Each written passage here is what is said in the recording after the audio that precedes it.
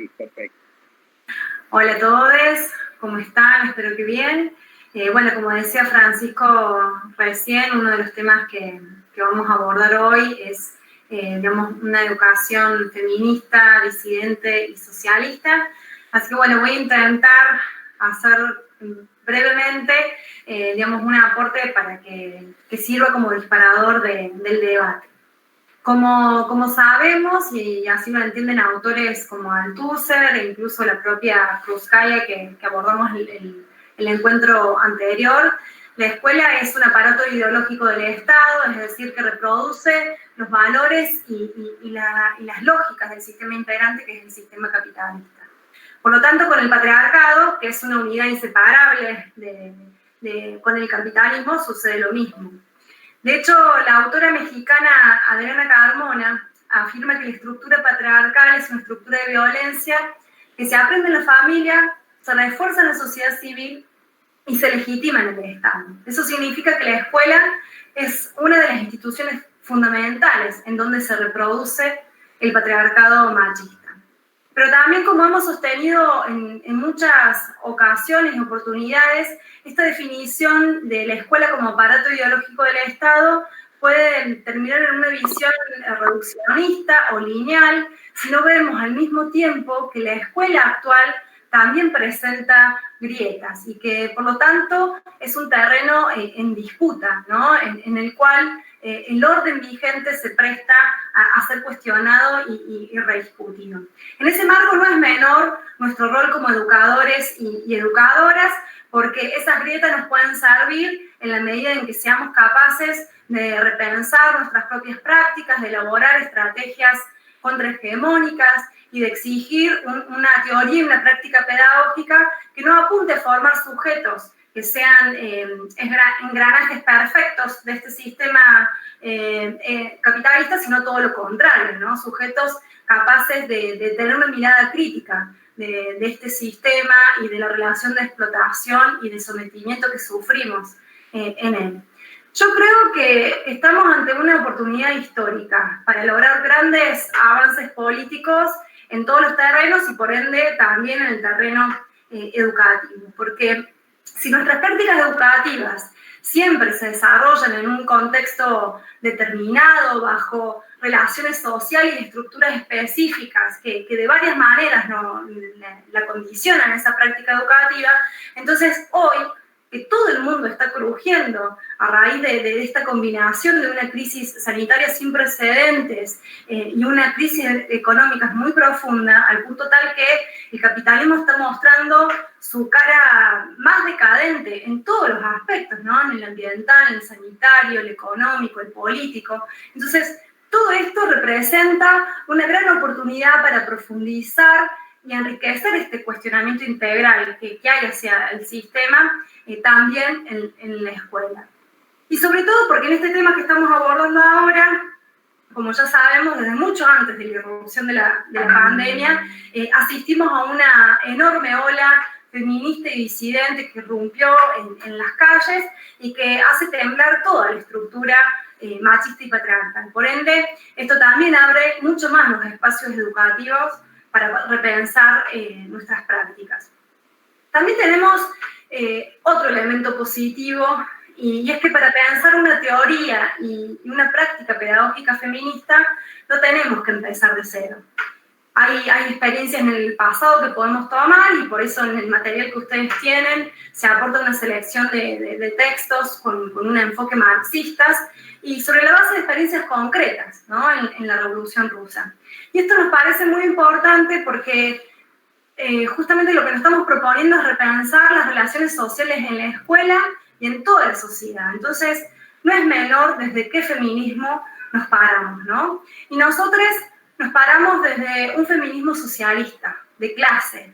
Entendemos que el patriarcado y el capitalismo, como decía al principio, son una unidad inseparable, no porque hayan surgido juntos, porque como sabemos el patriarcado es preexistente al capitalismo, sino porque el sistema capitalista lo adaptó, lo utiliza y lo refuerza, porque el patriarcado es completamente funcional a sus objetivos de explotación. Por eso, para nosotros no se puede separar una lucha de otra.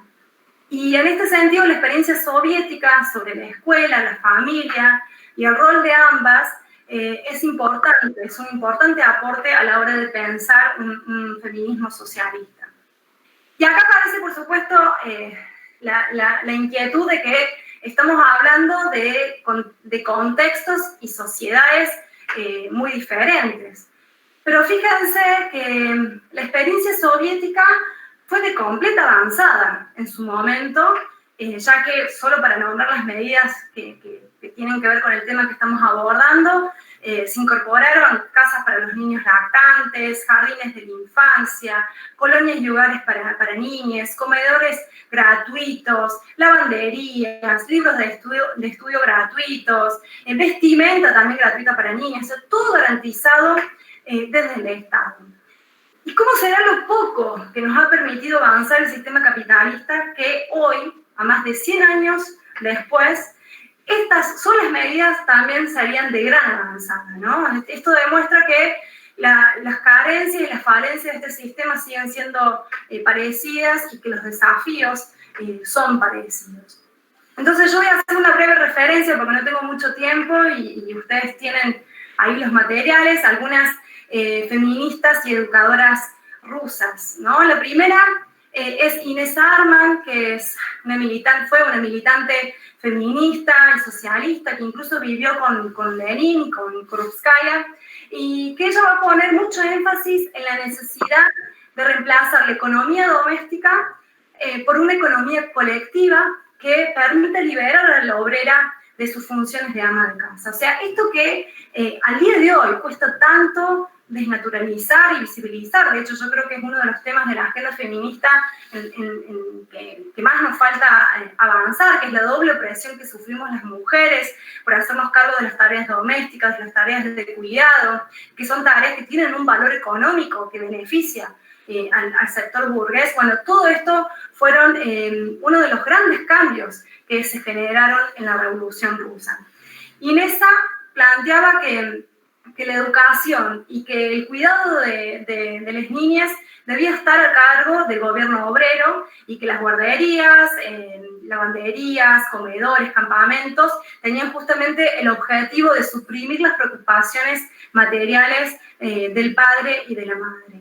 También hacía referencia a un nuevo modelo de familia, planteando que el matrimonio proletario tenía que ver con una unión libre, pero firme y sólida en los lazos espirituales de camaradería, ¿no? Entre ciudadanos iguales, el hombre y la mujer del Estado obrero.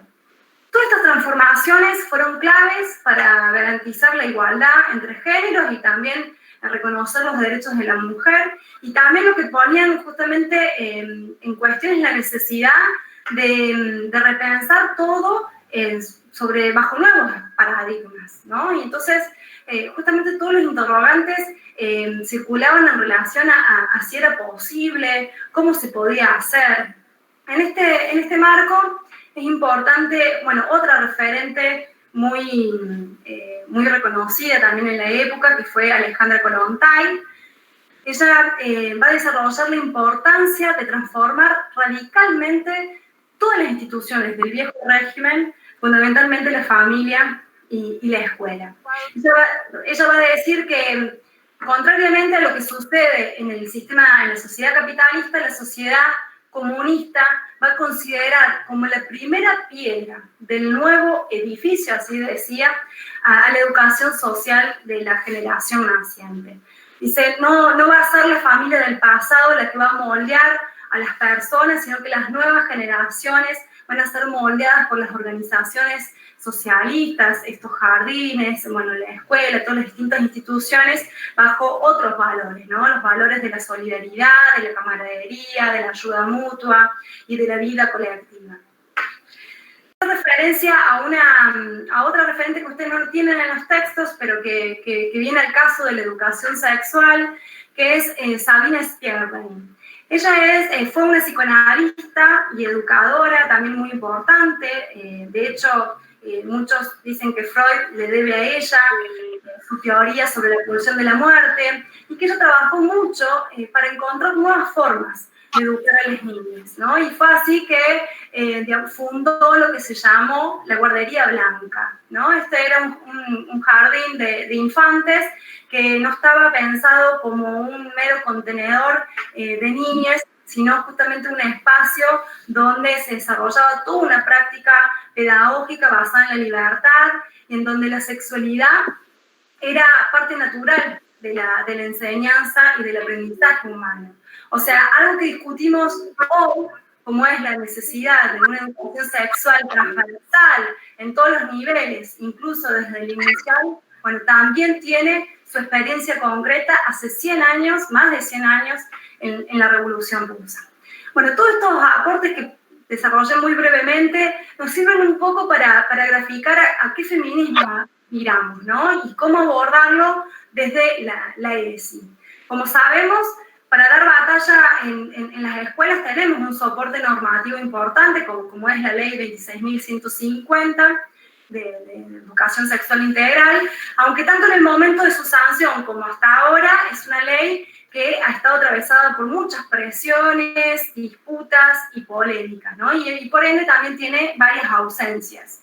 Lo más cuestionable es el artículo 5 de la ley, que deja librado a cada comunidad educativa la adaptación de las propuestas a su ideario institucional y a las convicciones de sus miembros. O sea, esto da la posibilidad, como sucede efectivamente en las escuelas confesionales, que hagan lo que quieran con la educación sexual integral.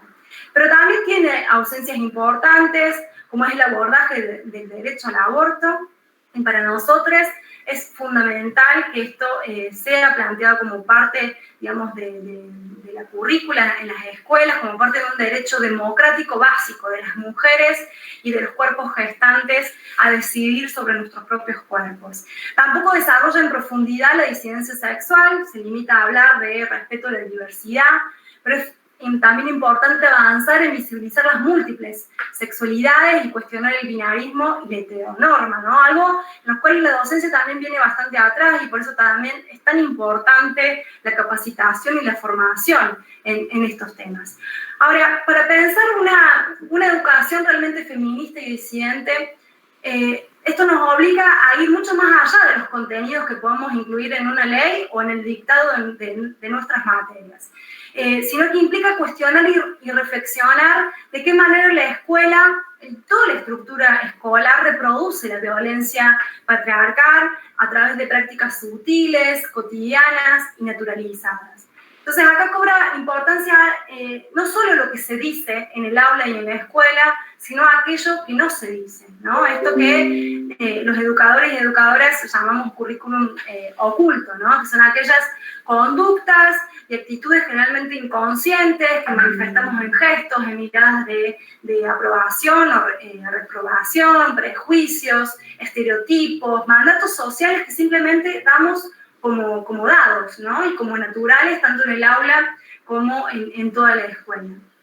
Y volviendo a lo que se dice, también importa cómo se dice. Y acá entra un debate que todavía está en auge, que es, y no está resuelto, que es el lenguaje inclusivo, ¿no? Incluso para quienes estamos a favor, nos sigue costando incorporarlo, porque requiere un ejercicio permanente de revisión de algo tan incorporado como es el lenguaje. Pero al mismo tiempo demuestra su necesidad, ¿no? Porque el lenguaje nos atraviesa de tal manera que estructura hasta nuestra forma de pensar. Y aquello que no se nombra no existe. Entonces, como vemos, despatriarcar la escuela, por decirlo de alguna manera, es mucho más que la ESI en sí, ¿no? Implica pensar un montón de prácticas y de rituales también dentro de la escuela. Pero no puedo terminar sin volver a una conclusión que ya sacamos en encuentros anteriores, pero que no nos vamos a cansar de decir porque para nosotros es la clave de todo. Y es que si queremos despatriarcar la escuela, en primer lugar, lo tenemos que pensar como algo que va mucho más allá de lo que podemos hacer en el aula. Nosotros entendemos a la formación de la conciencia como un proceso colectivo que tiene como pilares fundamentales a la acción y a la experiencia. Y justamente en este tema tenemos el mejor ejemplo de lo que estamos diciendo, porque fíjense vas en 15. Que ya, bueno, yo termino, que ya hace 14 años que se sancionó la Ley de Educación Sexual Integral, pero recién después de la irrupción de una enorme ola feminista y disidente en las calles, es que es realmente posible poder profundizar este debate en las escuelas, porque justamente son los pibes quienes lo exigen, ¿no? Porque son la vanguardia de todo este proceso. Y al mismo tiempo, si queremos despatriarcar la escuela, tampoco lo podemos pensar como una lucha en sí misma, sino como parte de una pelea mucho más integral. Como dijimos al principio, el sistema capitalista y patriarcal no es solo reproducido por la escuela, sino que intervienen todas las instituciones del régimen, la familia, las fábricas, las religiones, los medios de comunicación, el Estado. Entonces necesariamente tenemos que impulsar una pelea de fondo por un nuevo orden social, político, económico y cultural que es el socialista. En esta pelea se vuelve crucial la existencia de una herramienta política, tanto a nivel nacional como internacional. Por eso nosotros construimos el MST y la LIS, que es la herramienta que nos permite unificar cada una de nuestras peleas parciales en una sola lucha, ya que es la amalgama que integra todos nuestros espacios de acción, ya sean con las cuestiones de género, las ambientales, las educativas, las laborales, y lograr cambios de fondo en todos los terrenos. Nada más. Gracias, si me pasé mucho. No, está bien, gracias Luciana, buenísimo. Preguntan si